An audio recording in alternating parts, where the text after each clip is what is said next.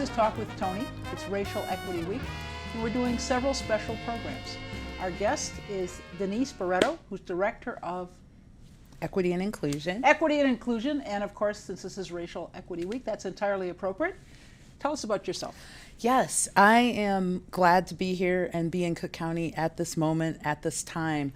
And I always like to say that it was a winding road to get here, but I'm not surprised because I've always been one to take up for folks and really look for ways to make things more fair. And so it started in my family. I was a little bit bigger than my sister. I was one of the only girls in a pretty big patriarchal family of a lot of boys. And so speaking up and speaking out and sort of fighting for others has been something that's been part of my life from the beginning.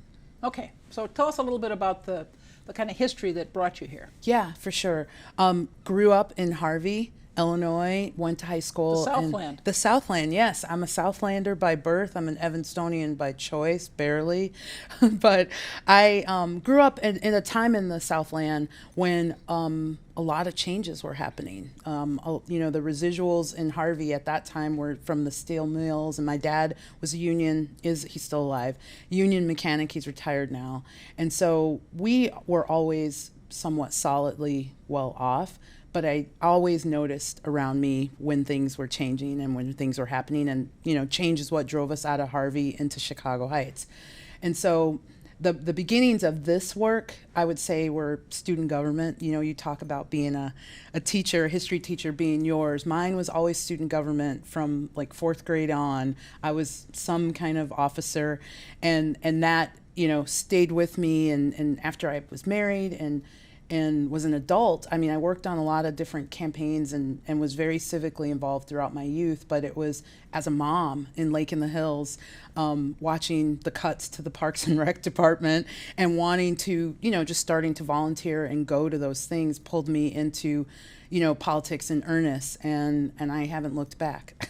You were an elected official. That's right. Yeah, in McHenry County, I always like to say all these young women of color that are the squads. There was no squad back in 2009 when you're knocking on doors, knocking on 3,000 doors to get elected in an area that was not super friendly to somebody like me. I was young, black, and childbearing age. One of the things I think that prohibits women is, I bundled my kids up and put them in a wagon and made them come with me. Yeah. Other people don't do that. And so now, as I hear these younger women, demanding childcare and wanting all these things, I have to say that would have made a better opportunity for there to be a squad with me, and there wasn't. So loved it, but not so much to stay elected, and found my way consulting to local government agencies. Not so much in Illinois. I did a lot of Park District work here, but actually from where you're from, in Minneapolis, St. Paul. Like, I could move to Minneapolis tomorrow and run for governor, because all the state agencies at some time I've worked with, the Department of Corrections, Education, lots of the municipalities throughout Hennepin County, Ramsey County State's attorneys, like lots of folks like that. I've always just had a passion for helping them articulate their stories, and it really centered on wanting more young people to be in government. Like, I feel like I'm the last generation that aspired to work in government. I think now we really have to work to bring people in, and so that's what originally inspired me to do this work. Okay, so share with people what you're doing now. Sure. Been with the county, I think it's like 14 or 15 months. And, it was a no-brainer to come to the county after being in private sector for 12 years.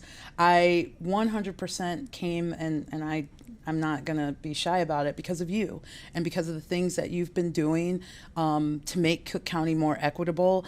Quite frankly, the policy roadmap, watching that, I was very involved in Evanston and some of the things that were going on related to that.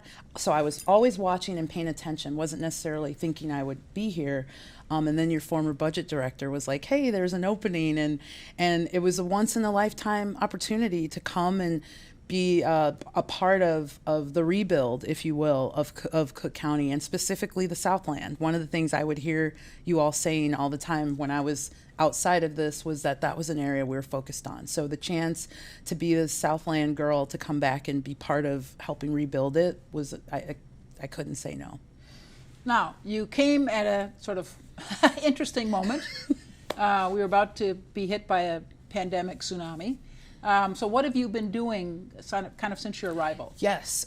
So right away, really just building relationships and understanding how the county works. And I still think I don't know, but I will say just understanding really quickly the lay of the land for the offices under the president and how we interact with some of our other separately elected offices, and really building on the foundation that you all have built. The organization joined GARE in 2019. What's GARE? Sorry. GARE is the Government Alliance for Racial Equity. They're a nonprofit that's based out in Seattle, and I want to say the county was one of the first local jurisdictions to join, and they helped build our Racial Equity Leadership Council, which after them and then the Commission on Bias and Equity, one of the recommendations was that you get someone dedicated to it. Yeah. And so I am glad to be that person. And so right away it was really assessing where we are. And one of the first things we've done is set up a language access policy, because What does that mean? So what that means is it's on government to make sure that all of our residents have access to our services and anything that's happening in the government, regardless of what language they speak or what their native tongue is or what their abilities are. And so us having a language access policy really seeks to operationalize the idea of, hey, we need to translate into other languages. Now it's a policy in Cook County offices under the president that 20% of our population is Spanish speaking, so that's a no-brainer. Everything that we do has to be in Spanish. But we also looked at it by district, because every district has over 10% of Spanish speakers, and then some districts have 5% of Chinese. So in those districts, we've given ourselves the ability to make sure that we translate in the languages that are needed across the county. Okay. Other than language access, what are the things you've been working on? Been working, really, to be honest, the first year has really been about supporting us, because let's face it, not only were we all, reacting to the pandemic, but we were expected to serve people through the pandemic. So one of the things I'm really proud of, and we were recognized for at NACO this year, was our healing spaces, which was us creating spaces, brave spaces for our employees to process the trauma that they're experiencing related, whether it was to COVID, related to things that happened in, the insurrection in January. But over the course of this last year, we always create space for our employees to process and hopefully get more understanding about others and their experience. We spent a lot of the last year struggling with the pandemic and trying to use our CARES resources, the government funding, to deal with the pandemic in the best possible way. What's been your role? Right away, right when I got here, one of the first things the CARES Act, the funding that came our way, I was part of a group of folks that helped build our equitable distribution model, something that also has been recognized. And I'm particularly proud of that because, at a time when our employees and everybody is suffering, if you will, there was absolutely the heart and the head to say, okay, how do we take these funds and make sure that they're distributed in the best possible way, especially considering how the same folks who suffer inequities and everything that happens daily, they were hit hardest in COVID. And so very proud of our cross-functional team that, included our Bureau of Finance, Economic Development, in crafting a model that looked at our social vulnerability index, which are economic indicators and well-being indicators across the county. And we could see areas where, it's red and it needs help. And so we made sure as we were distributing those funds, as well as as we were distributing those funds, making sure not only did they get a share that made sense to what their needs were, but that we supported them. Because it's one thing to say, hey, those top 10 places, Markham, Cicero, Posen, some of those places got these huge amount of money, but of course, with a lot of money comes a lot of responsibility. And so us making, being nimble enough to support them in the way that they need it just speaks to what equity is about. It's one thing to kind of say it and then do it and then have to make the moves while you're doing it. So just to summarize here, in our distribution of the CARES money, the federal money to support local units of government in the pandemic, we based our formula not just on population per capita, that's the way a lot of formulas are put together, but also on need. So we were identifying communities that had the greatest need to get additional support, and then of course we had to help them to be sure that they were able to spend that money according to the guidelines. That's right. And there was so much paperwork from the federal government, and a place that's resource strained and resource constrained, they're going to need additional resources, and we put those resources up for them. You did a lot of work around the pandemic too, not just the formulas for giving out money to local units of government, but dealing with the pandemic directly. Yeah, so my role specifically, I was really shielded at first, except for the CARES, but then the vaccine rolled out. And that was, again, another one of those moments where it was, originally I was kind of having a smaller role related only to communications, and being the equity lens kind of checkpoint. But I became a pretty integral part of it, leading our community outreach and, co-leading our comms to make sure that the message was in the places it needed to be, because of course there was lots of talk about hesitancy, but hesitancy isn't the only reason people weren't getting weren't able to get vaccinated. It was also access. And we learned that really quickly early on with our online appointments. And so just being a part of, all the work to make sure and ensure that we had the message out in the places where people were. That was a big part of my spring. Okay. All right. And now we're at Racial Equity Week. What's going on this week? Well, we've curated almost 15 events, Monday through Friday. Most of them are virtual, but we do have a few in person. And it's really our chance to talk about the things that we've been doing. And I like to think, and I heard you say, that Racial Equity Week isn't just 1 week a year. We just choose this week in September to really pause and lift up all the things that we're doing, but also things that other folks around the county are doing to drive a more equitable future for our county. So, for example, we have the Good Food Purchasing Policy. They're having a program update next week with their community partners as well as with leadership. The Chicago History Museum is hosting an event with youth and looking at historical inequities around suffrage, which is a topic I know you care a lot about, and how Black women were sort of left out of that. And so they challenged the young people to go into spaces where Black women were fighting for our voting rights too. So. Right. We don't talk a lot about suffrage these days, but we do talk about the right to vote, which is the same thing. Yes. All right. So is there anything about Racial Equity Week that you haven't mentioned that you want to share? Sure. I would like to just highlight what our theme is this year, because every year we've had a theme, and this year I'm particularly proud of it. It's not as catchy as some of the past years, but we basically looked at 3 words: imagine, intersect, and act. And the reason we chose those words, we put together a committee, and we went back and forth about a lot of different things, but this idea that we would challenge our imaginations around what an equitable future is for Cook County, that was the basis, and we want to start with that imagination and reimagining. And then we want people to imagine at all the intersections of marginalization, right? It's not enough to just leave it about gender or race or age. We really want to hit all the different intersections in which people are being marginalized. And so that's where the imagine and then intersect and then act. We want to inspire action, because there's a lot of people talking about equity in the world right now, and we want to lift folks that are doing it and then inspire people with what they can do to make their communities more equitable. Okay, so we invite you to join us for our Equity Week programs and activities, and I want to thank you, Denise, for joining us. Thank you for having me. Thank you for rejoining us for Talk with Toni. Our guests in this segment are Lanetta Haynes Turner, my Chief of Staff, and Mara Heneghan, who are our Director of Policy.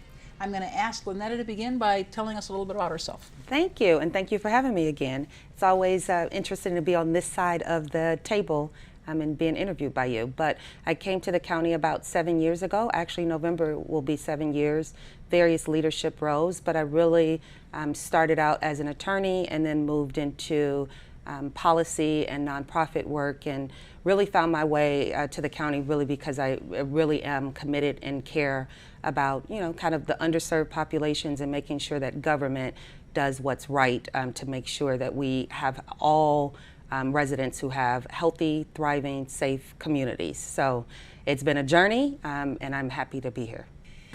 I know you came to work for the county initially because of your interest in criminal justice reform. Why don't you tell us a little bit about that? Okay, that's absolutely right.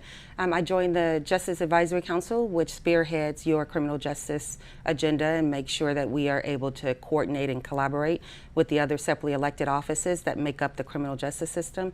I was there for a few years before I transitioned to Deputy Chief of Staff, working on policy roadmap, which you'll hear a little bit about from Mara.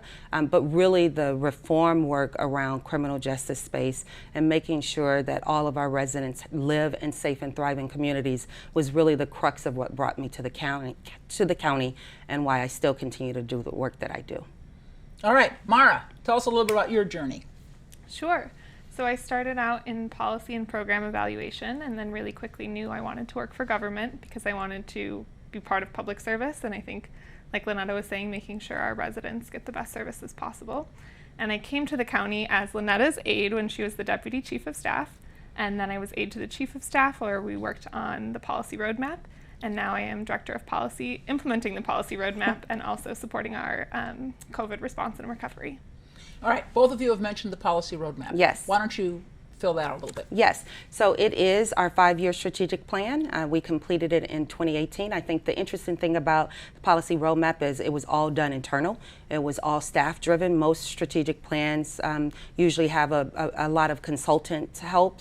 I think that having our staff tapping into Mara's abilities and all of our executive leadership and some of our frontline staff really made it so that we owned what we said we were going to do.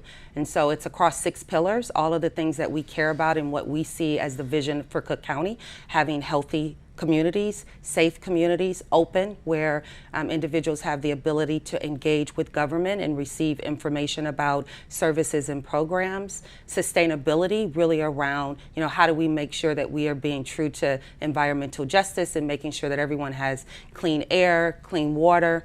And then the other areas is smart communities, and that's really around kind of the intersection of transportation and broadband. How do we get individuals, whether you are a resident, a business, getting them where they need to go, whether it's transportation, making sure they have access to internet to receive information. So those are some of the key policy pillars for the policy roadmap. It really has guided everything that we do fundamentally over the last few years, and really is kind of a core piece of what we're looking at and building on as we're thinking about how we're going to invest the American Rescue Plan dollars.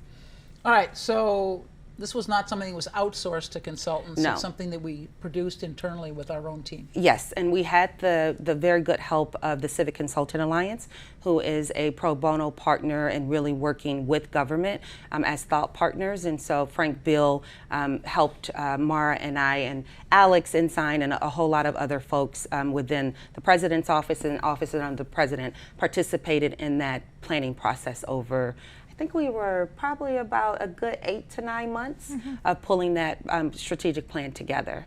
I will say the other piece of it is we have had, during your administration, a lot of different plans. You know, we had the long-range transportation plan under the Department of Transportation and Highways. We've had a lot of plans in our economic development space, but this was the first centralized strategic plan that encompassed all of the work across offices under the President. It was a collective activity. It was a and collective. It wasn't limited to one particular bureau or department. That's correct. Okay. And Mara, what role did you play in this? I came in helping to organize those focus teams, so starting to work in our pillars and help them decide their goals and objectives. And then over the course of the planning, started to staff our town halls, working to make sure we engaged our residents and our employees more broadly. And then by the end of the policy roadmap drafting process, I was helping to write the report and making sure that everybody's opinions were reflected into one cohesive document. Mara's being humble. She wrote the report. Okay, Mara wrote the report. Yes, I was about to say that. Okay, so the policy roadmap was finished in October of 2018. Yes. We had our first Racial Equity Week in 2019. This is our third Racial Equity Week. How did the policy roadmap inform our Racial Equity Week and activities and policies and whatever? Yeah, absolutely. Thank you for that question, because that's fundamental. Another piece of the policy roadmap that was really important. We set what our vision was and core principles around equity, engagement, and excellence, right? And so equity has been at the core of your administration since 2010, and we really made it intentional purpose to include it in the policy roadmap, and that is what kind of started, as you said, really working towards how do we become more equitable, how do we deliver equity in terms of services, in terms of how we communicate and engage with our residents and our other stakeholders, and how do we internally, from a staff perspective, understand and operationalize what equity and particularly racial equity means as a public servant, and how we think about what we're going to spend our dollars on, how we fashion our budget, how we procure services and allow for others to compete competitively with the county. So all of those pieces, when we're thinking about equity, excellence, and engagement, certainly was a core part of the roadmap, and then we implemented it through the Racial Equity Leadership Council and some of that equity work that's currently ongoing.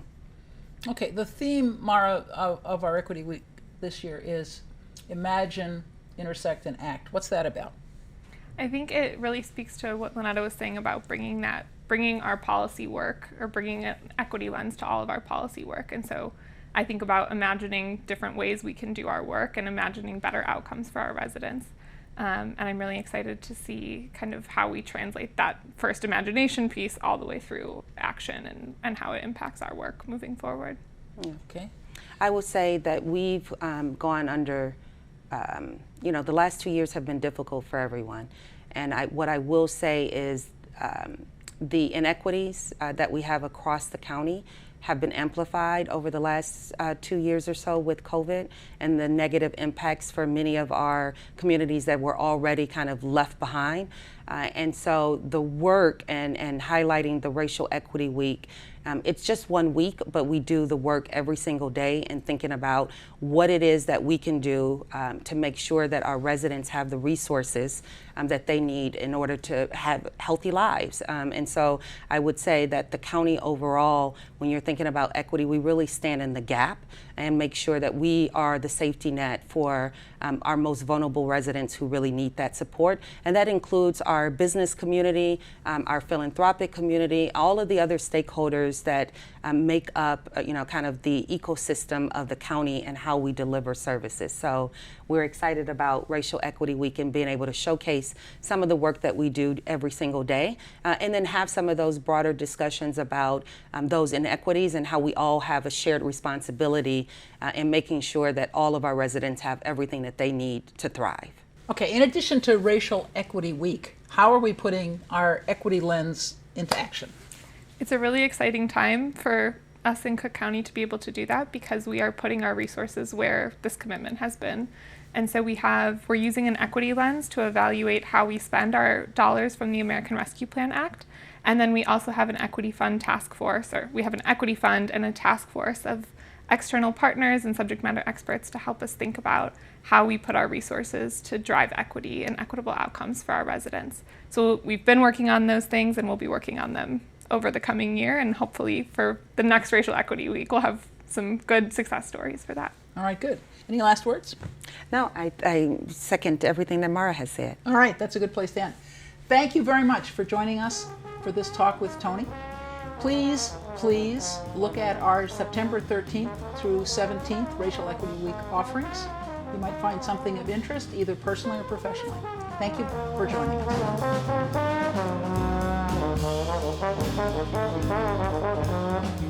us.